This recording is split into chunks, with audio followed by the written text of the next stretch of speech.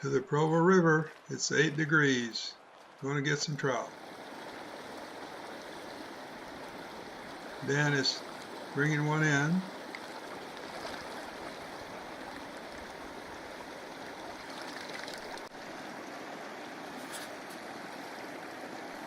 So this fish will just lay here in the ice until we're ready to take him home, unless a mink comes out and takes him.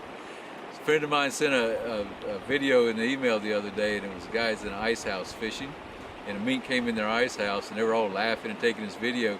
So he grabbed one of their biggest fish they had in the corner and ran outside. Took off with it. Where it's legal to use bait, this is the secret weapon. It's got a little aspirin bottle here, and it's full of eggs that have been saved out of a fish that we kept before.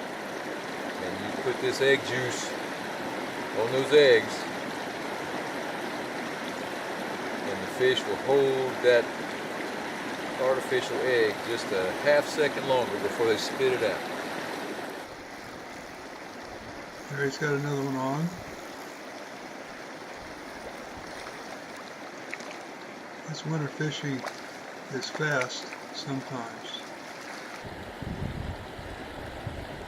So I'm going to refresh my juice. A lot of times I like to use a stick because it gets your fingers oily, and on a day like today you want to keep your hands out of the water as much as possible.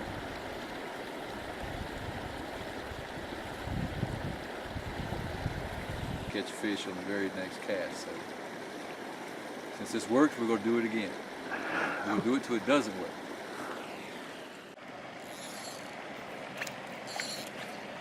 Just notice this casting. This is resistance casting. It's not back and forth like you ordinarily see, because you're throwing weight. There we go. That's what I want to do.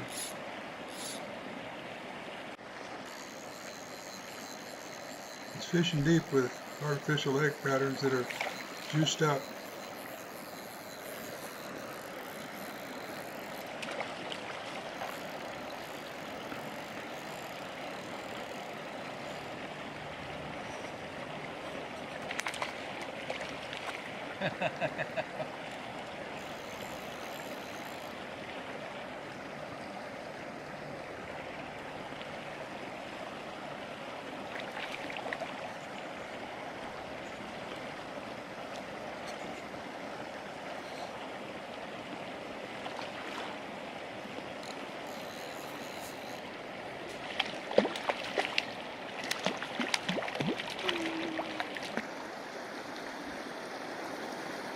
Oh, that's a nice one. That's a brown trout there.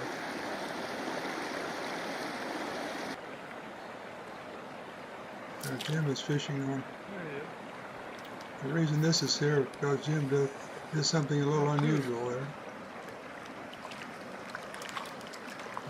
You'll see here in a minute.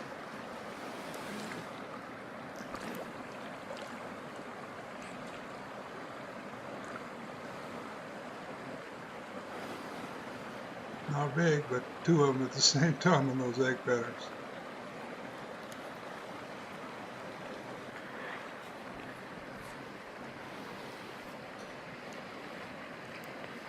Both little browns are going to release both of them.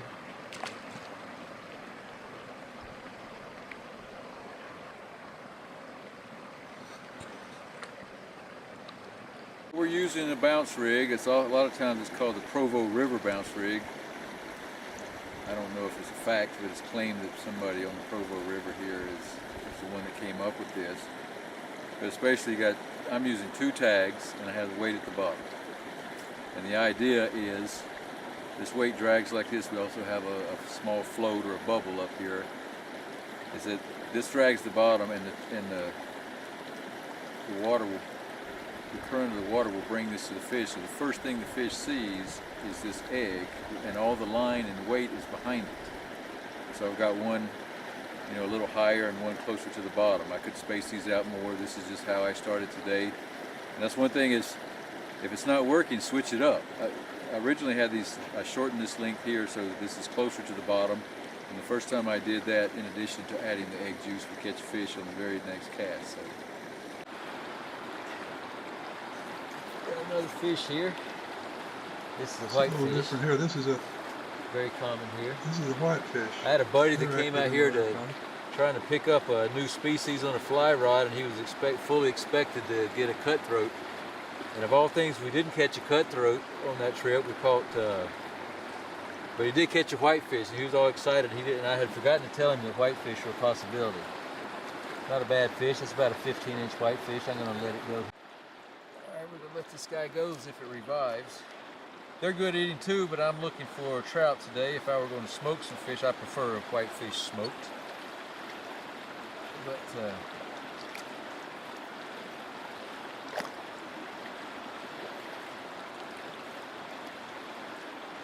Got the little tiny mouth. Okay, let's turn it loose. yeah, whitefish are native fish here. They breed naturally, and they're in all of our natural rivers. What I think is funny is the state record on whitefish is supposedly like 21 inches or something, and we see people catching whitefish that are 20-inch plus all the time. I think that record's been broken so many times people don't realize it and they just keep putting them back. Yeah, we were joking earlier about the mink coming getting our fish out of the bank. The mink track's right here. I think this is before we got here, but you can see he jumped out this side because he trailed all the muddy water there, but by the time he gets down here, all his tracks are clean.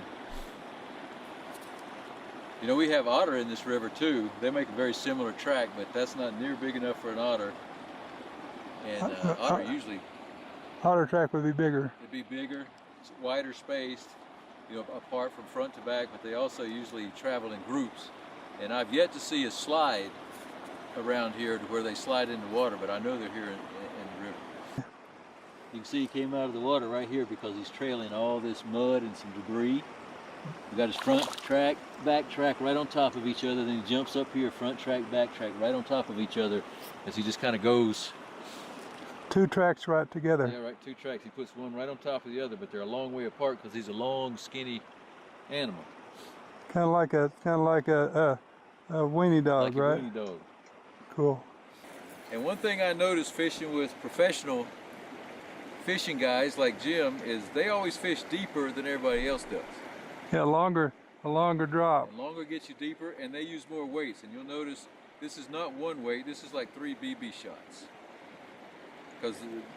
And they're all just in a row, and they travel over the bottom a whole lot better than one big heavy weight does.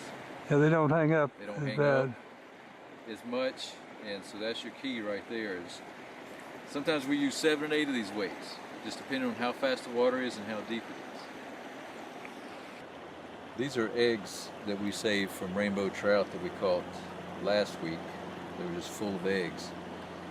And now that's from one that we kept, because you can't. Yes. In Utah, you can't keep the eggs unless you kept the fish. That happened to be one fish that we These kept. are fish that we kept. Yeah, you can't keep eggs from a fish that you're putting back.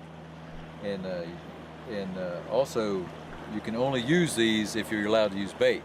That's right. So this section of the stream here is not artificial only, and we're allowed, since you're allowed to use bait, we're using artificial flies, but we're dipping them in this egg juice because it has a smell or a flavor or whatever, but it makes that trout and the whitefish just look at that egg pattern just a little bit longer. And sometimes that's all the difference in the world is, instead of grabbing that thing and spitting it out, they taste something or they're smelling something and they're convinced for just a split second longer that it's a real egg, and they take it. And you don't need a lot. A little bit will last you. It'll last a long time. Yeah, I have some. The ones I'm using today are from last year. I have some from last year. I have some from this year. And I have a bad habit of leaving this in my vest pocket when we get home, so I end up having to throw that away and getting fresh next time. Oh, if I remember, I could put this back in the freezer and use it again. That's awful if it spoils. I wonder why the cats are digging over there in the corner in my fishing vest, but I know now. You know exactly what. Well, I have a stringer for my fish, and Jim brought a creel. But sometimes you don't have that, and most people know this trick, but just in case you don't. Okay, so all we need is a willow stick. I'm just going to take this one right here where there's this big fork.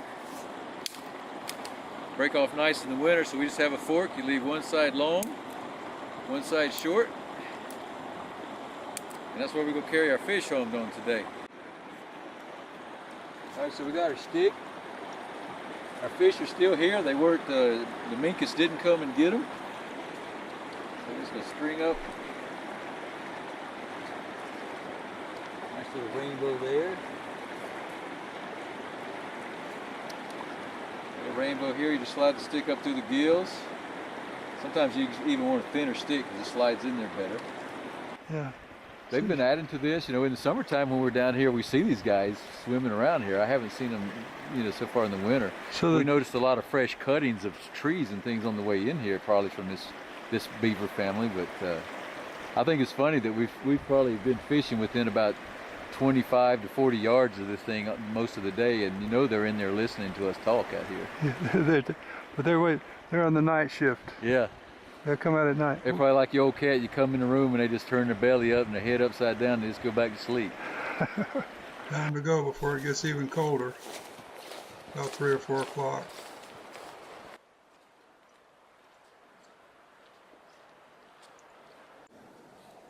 But we're talking about this other beaver lodge, and on the way in we noticed this tree has just been recently cut right here. And then he's gnawed on all this and he's cut this off, and every bit of this has been hauled off. He took the logs? Huh? He took the log? Yeah. But see, if you'll notice, a lot of times on the dams and on the lodges, these big logs are on top of those things. They must be tremendously strong. Well, you know, those big beavers weigh like 60 pounds. And he's got nothing else to do. But look at that, he cut that completely off. It fell down here, and then he got to the rest of it and hauled it all. But there might be something under the snow, but this is fairly fresh. Back to home where it's warm.